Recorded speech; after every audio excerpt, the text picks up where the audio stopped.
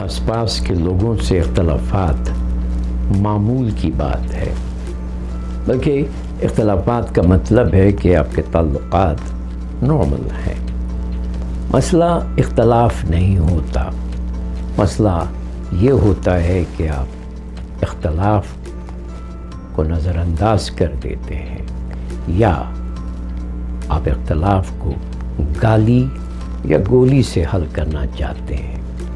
بات تو کرتے ہی نہیں نا۔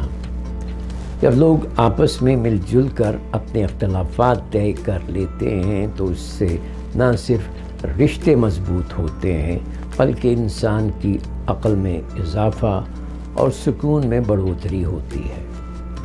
تعلقات نبھانے کے لیے آپ کو اس قابل بننا ہوگا کہ آپ اختلافات کا سامنا بھی کر سکیں اور ان کو حل بھی کر سکیں۔